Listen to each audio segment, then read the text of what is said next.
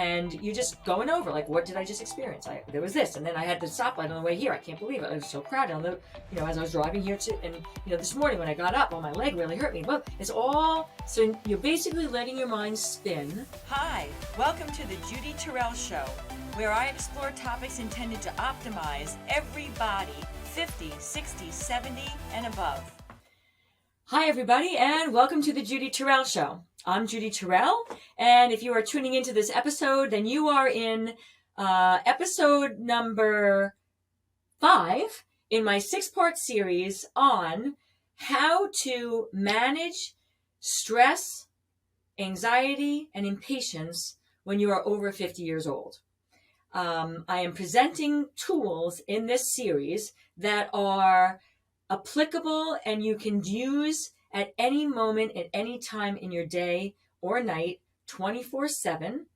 They have an immediate calming effect on your nervous system. So they kind of bring you down off the ledge, I call it. And they are things that you can do anywhere at any time. So, when I ask my clients over 50, what do you do when you're feeling like an increase of anxiety or you're under in a moment of extreme stress, feeling very impatient about something, kind of like just generally revved up. And they'll say things like, well, I get a massage, I might go for a jog, I take my dog and I go down to the beach for a walk. And all those are great and wonderful things. I read a book, I watch a mindless, series on streaming. And like I said, all those things are really good and they do serve to be very good buffers to kind of disengage you from situations, take your mind off it, and then you can come back and have some calmness and clarity. The problem with every one of those, though, is that if you're getting spun up and it's like 5 o'clock in the afternoon as you're getting ready to walk out of your office and your boss, gives you a whole, like basically overtime work that you can't leave, or something happens, you get home and you're revved up and you're trying to sleep, but it's like 10:30 at night and your mind is racing. Like, I can guarantee you're probably not going to be able to get a massage appointment at that point. And even if you could, you got to get there. So like, it's not accessible to you. And other things are like, compulsive eating and drinking and a whole host of other things that, might also serve to temporarily, take your mind off a situation, but they have some negative side effects. Let's put it that way. So I'm trying to present in this series things that you can do, that you can do anywhere at any time. And they do have, science and experiential data to back up that they actually work to calm you down and decrease your anxiety and release, impatience so you can be present to whatever it is that is going on. Calming down your nervous system.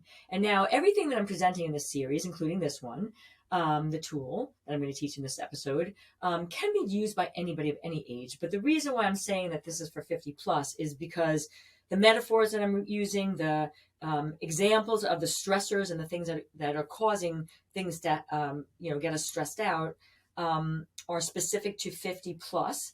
And, I'm 60, so, I can speak from experience that there's a difference in my vehicle I'm in. So my processing in my brain is different than when I was 30. My body and the reactions and just living in it, how it feels, on a day-to-day basis is different. So just living in the body and brain that I have right now is stressful because it doesn't always operate the way I want it to, or I like it to, or it gets my attention, like negative attention.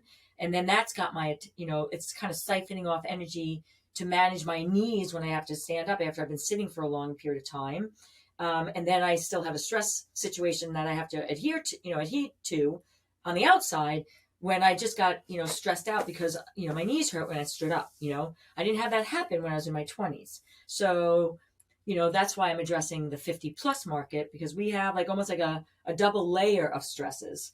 The living in our bodies that are kind of unfamiliar to us and every day are aging more, and we have more things that we have to manage, and then the external things that we still have to manage. And I really do think that we're living in a period of human history with technology and the expediency of all cell phones and texting and instant messages and all of this, that it happens to be a very cognitively demanding and challenging period of human history, more so than any other time.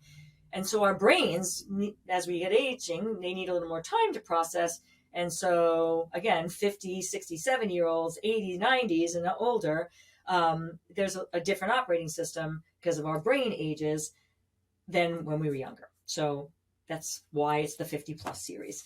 All right. So now let me talk to you about the tool I'm going to tell you about today. And we're going to actually, I'm not going to do it because it involves a position that I can't do right here, but you can also do it without that position. So I'm going to do it with you, but this involves what I call, it's like a let your mind flow through past, future, and then arrive at the present. And I use this technique. I think I actually came up with it during a period of my own life where I owned a gym. I had 35 employees.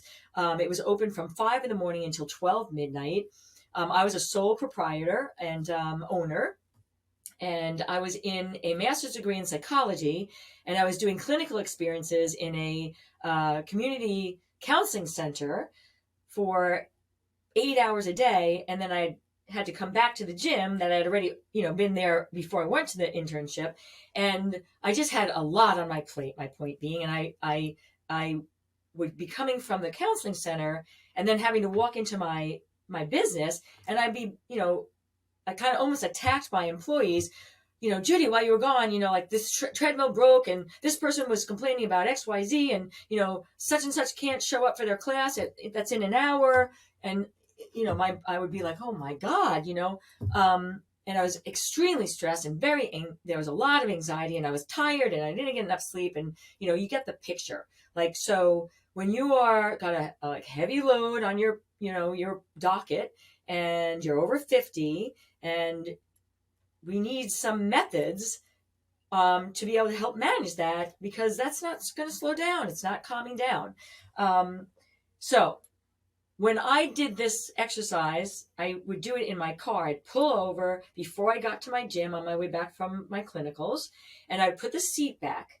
If you're doing this at home or in your office where you can close a door, I would tell you that I used to do this when I was able to do it in this position. I'd lay on the floor with my arms up over my head, and I'd put my legs up on a chair, like my knees were bent and the calves were on the cushion of the chair you'd sit on, and then a 90-degree angle, and then I would be laying on the floor. So my legs were up on the chair, a 90-degree angle. So if you have the ability to do that, there's an energy flow and a blood flow that that position is aidful to be able to do it. But like I said, I did this. I put the seat back in my car, and I just lay back in my car seat, not fully reclined, but reclined enough. And I did it in my car. And this is the exercise. So what you would do is you would get yourself comfortable, close your eyes, take a breath, and then extend to exhale. Just to kind of calm yourself down. You might do that 2 or 3 times. Shorter inhale, longer exhale, like you're blowing up a balloon. And then what you do is you go into your mind, and you then go to the past, like everything that just happened to you. So when I did this, I would be like, I just came from counseling, and I would go, oh my God, I can't believe this person, this is what they're like, how did someone live their life like that? And I don't know how I can help them. Like, what are the tools I can give them? And like, it was all things that had already happened in the earlier part of the day that I had not processed yet, that were kind of like tooling around in my head, and consciously or subconsciously. So I was like, and when you do this exercise, you don't have to put a time frame on it. Like your brain will process the last 10 hours pretty quickly. And you're just going over, like, what did I just experience? There was this, and then I had the stoplight on the way here. I can't believe it. It was so crowded on the, as I was driving here and this morning when I got up, my leg really hurt me. But it's all, so you're basically letting your mind spin on everything that has happened to you from when you woke up this morning until this point in your day. All right. That should take like 3 minutes, 4 minutes maybe. Then you let your mind go to what are the next things you have to do. So in my case, so the one I just presented to you, I'd be thinking, okay, now I got to walk in the gym. I'm going to get bombarded by all the things that have gone wrong since 8 o'clock in the morning when I left. And now it's 4 o'clock in the afternoon. I'm coming back. And so, I'm going to have to deal with that. And oh my God, that's making me anxious. And then I have 2 clients I have to do, and then I have to teach 2 classes. And then I'm going to have to make sure, my staff is covered, because I think someone texted me earlier that said, such and such can't do the closing shift. What am I going to do with that? And so basically what I'm saying is that, now I'm letting my brain go into like, what's the future, not this moment, but like, what am I walking into? What's the next 5, 7, 10 hours going to be, what am I going to have to manage and deal with? So that's the future. Like I just let my brain process 3 to 4 minutes of the past. And then it believe it or not, your brain, like it does it pretty quickly. And then you're done with that. And then you can go on to the future. Like this is what's coming up. And 3 to 4 minutes, your brain gets done with that. And now you've processed that. And then interestingly and miraculously, like once you've let your brain kind of run its course on what happened and then what's going to happen or what you think is going to happen, what you're anxious about happening or expecting to happen, whatever, you then get then you can be in this moment, whatever that moment is you're in, and just be calm. Like, because your brain has kind of run its course on the before and the after, or the after and the before, in that order. And because now you process that stuff, and then you can be present, and you don't have that spun upness. Now you can just breathe and just smell the air and just kind of relax a little bit and have a couple moments of just being, listen to your brain, but the brain will have calmed down because you did the before and future. And when you do this, you'll see what I mean. It was pretty incredible to me. And then you spend a couple of minutes there, just in 2 or 3 minutes of just being, just relaxing and just smelling the roses without anything to have to be doing. You're just being now for a couple minutes as a regeneration of your batteries so that you can walk into the future of what you're walking into that you just process in your head. And you'll have less stress and anxiety, and you'll be calmer and more patient.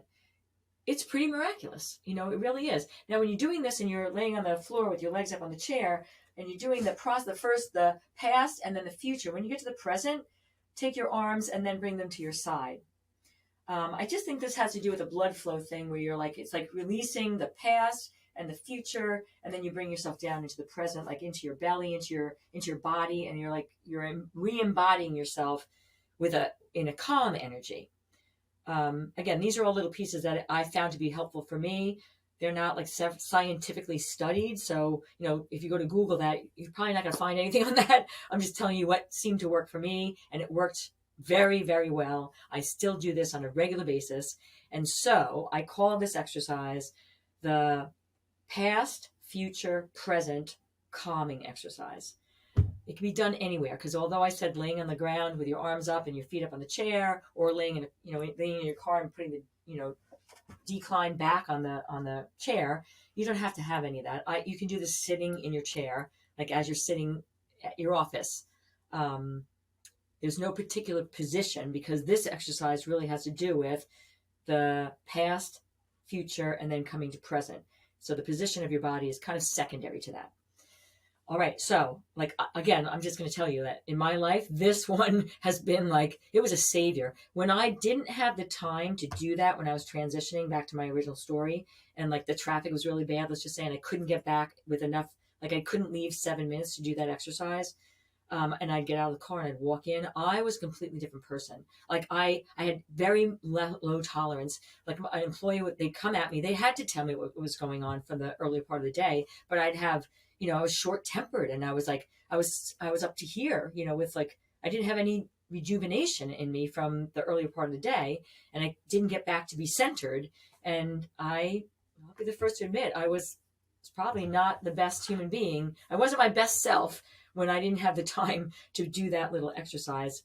So if you're a parent or you're a grandparent, I'm telling you right now, your ability to be with your loved ones, especially kids, when you can use this exercise to re-embody yourself and come back to present in a calm state is really priceless. I can't even tell you the value it will have for you.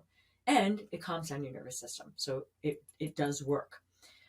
So this is skill number 5. It can be done anywhere, anytime.